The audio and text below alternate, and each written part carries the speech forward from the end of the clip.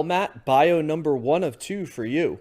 Yeah, doing Someone double duty who tonight. is in the lane of what Ice-T was flirting with, isn't it? Yeah, I would say so. So this is Pantera with their album Vulgar Display of Power. In the opening montage, you heard a clip from Walk, and now you're going to hear a clip from Mouth for War.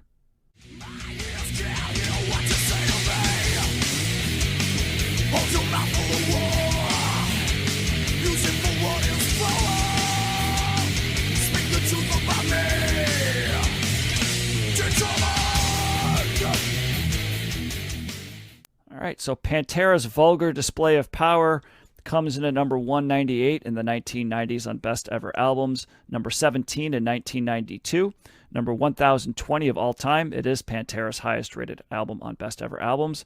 It did not make Rolling Stone's list, and Pantera is ranked number 536 of overall artist rankings on Best Ever Albums.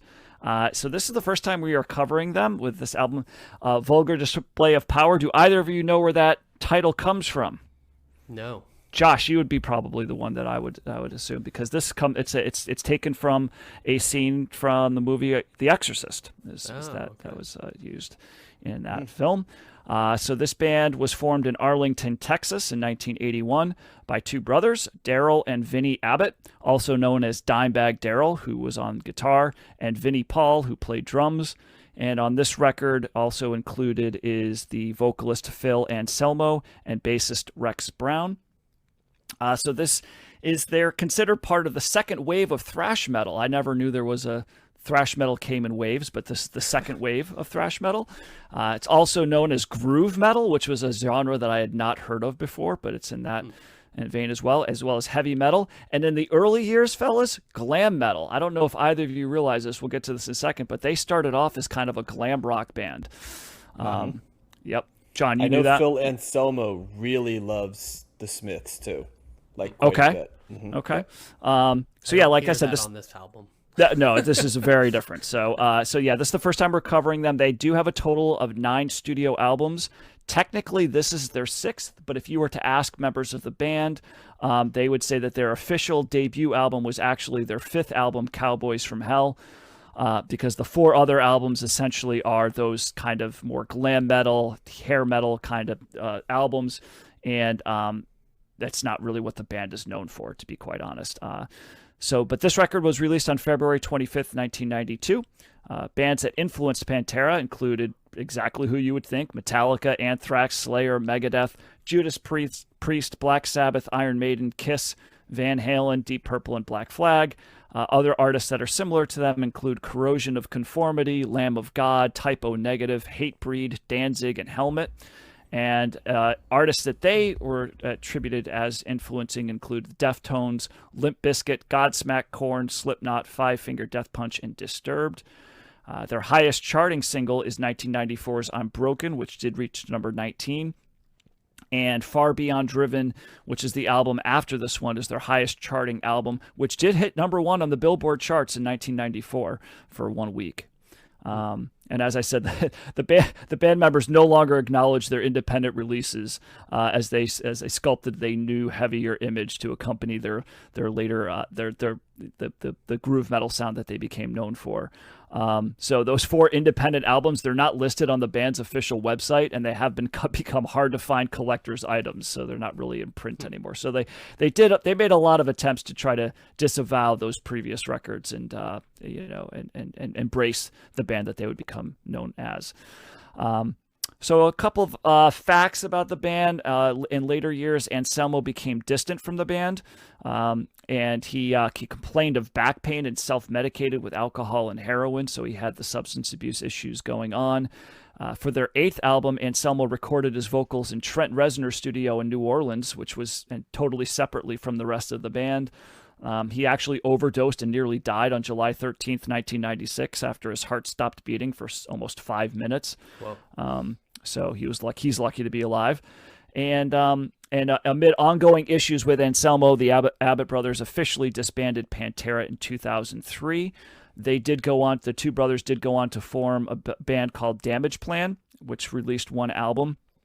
And on the night of December 8th, 2004, during a show in Columbus, Ohio, the guitarist Dimebag Darrell was actually shot to death by a deranged fan who also killed 3 other people before being shot by a police officer. So he was only 38 years old at the time of his death.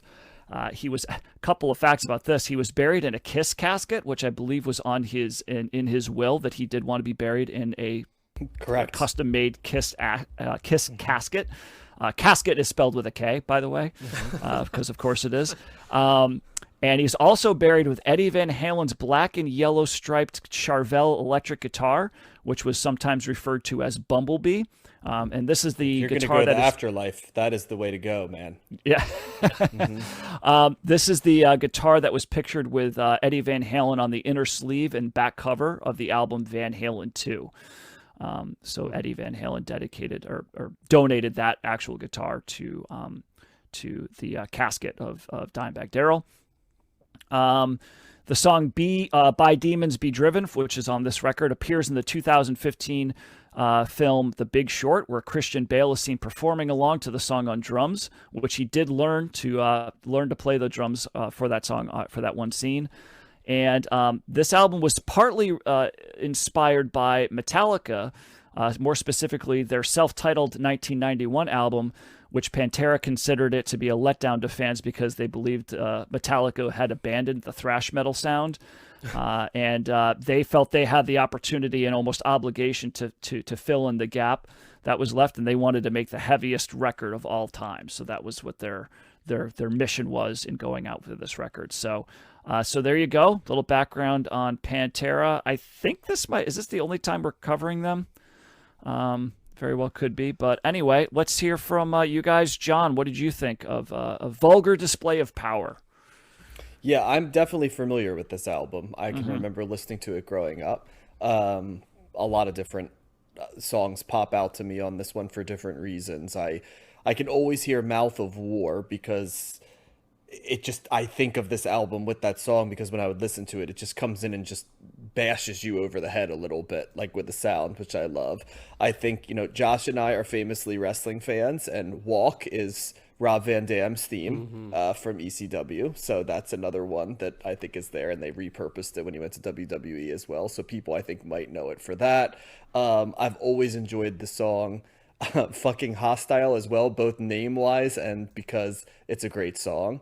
I enjoy this album. Pantera's got like an interesting sound that you start to realize even within the context of thrash metal. They have the thrash metal elements, but groove thrash or groove metal is a good way to put it, Matt, the term you used right there, because there is a little bit of a blues underpinning to the sound here. So it's not how thrash can sometimes just seem like an abrasive wall of sound, right? This has more to it than that. This has, and some of that comes down to Dimebag Darrell's guitar playing, right? That's kind of the secret sauce of Pantera, along with the aggressiveness, right, of Phil Anselmo's voice. That those things together are the sauce of Pantera. And my one complaint about this album is that I do think by about the 40-minute mark, you've heard all you need to hear from it, and it does go on a little bit long. I would like to see a little bit more variation, especially on the back end. I do think Hollow, the last song, is a really good song. I wish it had been placed a little bit earlier in the album, so it popped a little bit more kind of by the end. A little bit of fatigue in the album was setting in. Those are sort of my initial takes.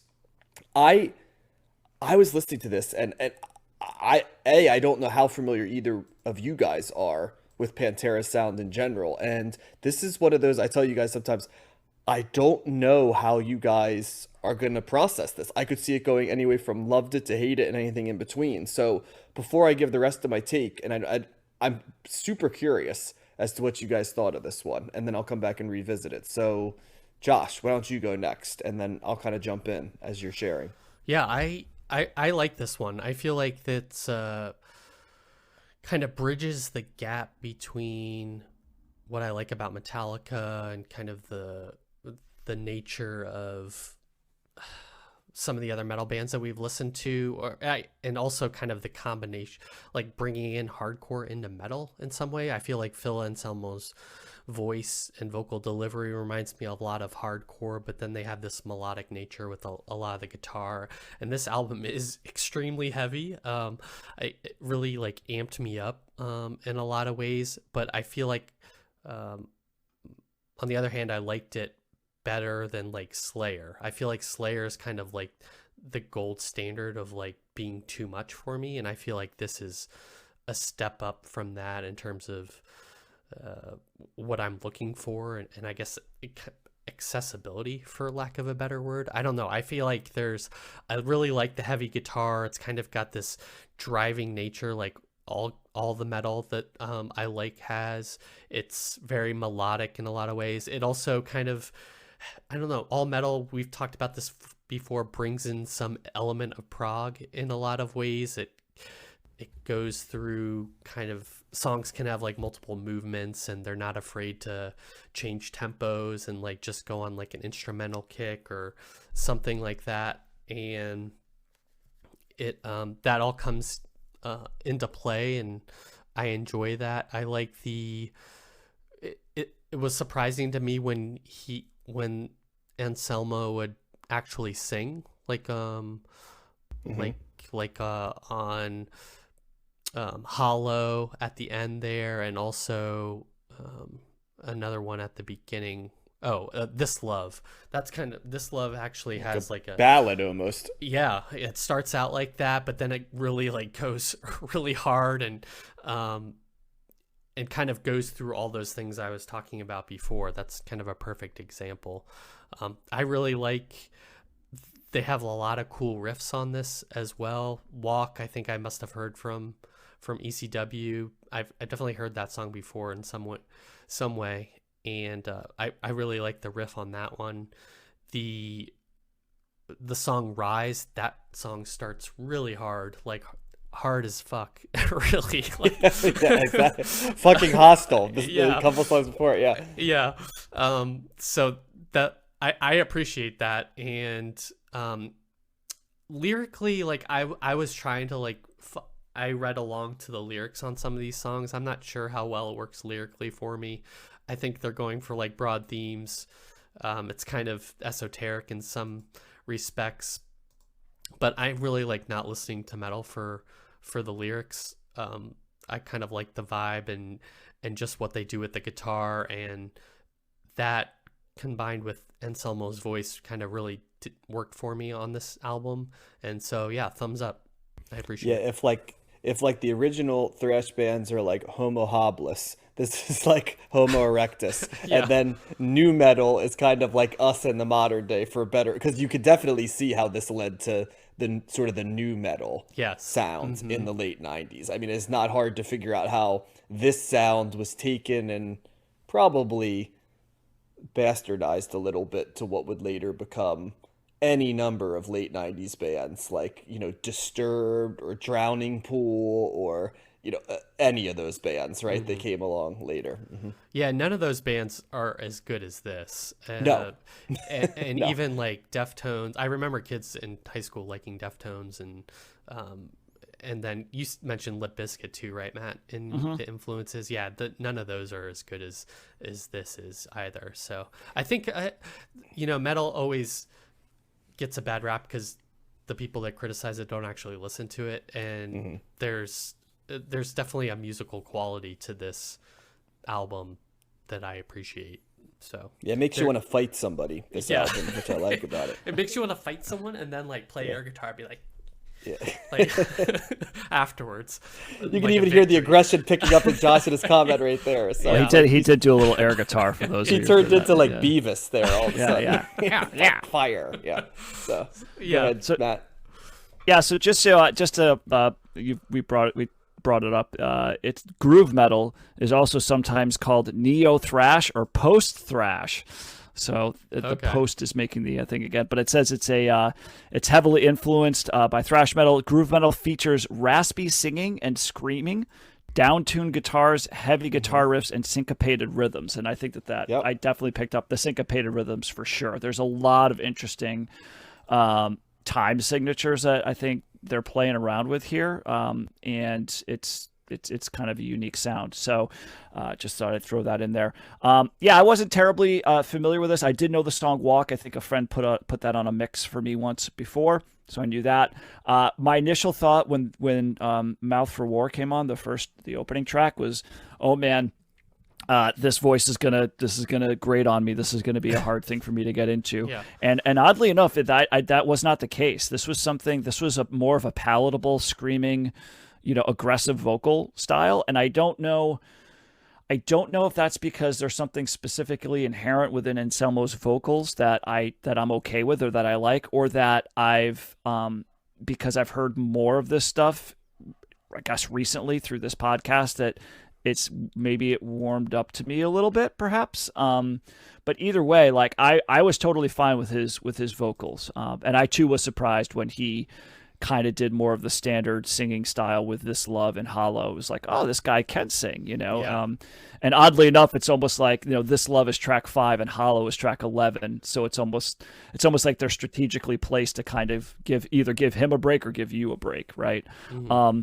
So I think I agree with you, John. I think that this album starts off very strong. I thought the opening track, "Mouth for War," is like that's a great riff. That just as soon as they started playing that, I was like, okay, that's a really that is a really interesting, energetic, just great guitar riff. Mm-hmm. New Level is really good. It's a slower, heavier kind of song, but there is something about it that I just found engaging. I did like Walk, and fucking Hostile is just just made me laugh at the end. I was like, okay, dude, relax. Like you're gonna get through this, okay? Did you say to yourself, "God damn, this is fucking hostile"? Is that, yeah, this guy's the whole purpose of, yeah. These people are so angry, like what's going on? And I did feel like it lost some steam towards the end. I think that some of the songs it started bleeding together a little bit for me, in certain places, and the guitar riffs didn't stand out as much as maybe some of the songs did earlier on.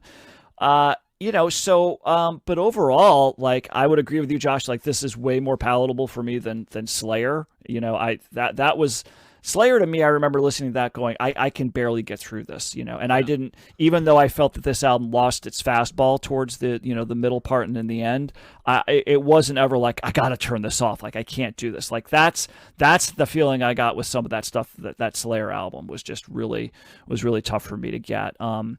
And so I think because of that, and I thought that I was probably going to dislike this more than I did, and because I found a lot more to hang my hat on, I was pleasantly surprised. I still don't think, I'm not a metalhead, and I think that that's part of what is appealing about this, is that there's this level of aggression and angst, that's associated with this, and I think that people feeling like they need to let that out, let that emotion out somehow, or just, deal with whatever they're dealing with. I don't know. I've always been a fairly, balanced person. Although sometimes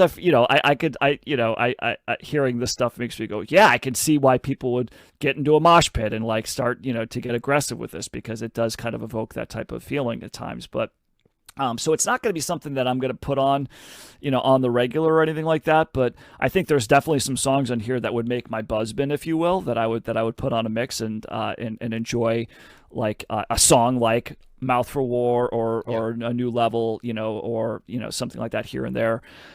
So I appreciate that for the variety. So yeah, I think you're right too, Josh. There's like the groove in here, or maybe you said it, John, like a bluesy kind of nature to it. Maybe that's part of what this is. But there seems musically and sonically, there seems to be more heft here. There seems to be a little bit more, it's a little bit more interesting rather than just pure out aggression, which I think is what I'm not going to really gravitate towards. So there's some musicality to this, I guess, is what I'm saying. So I'm going to go with I would go with a slight thumbs up on this record.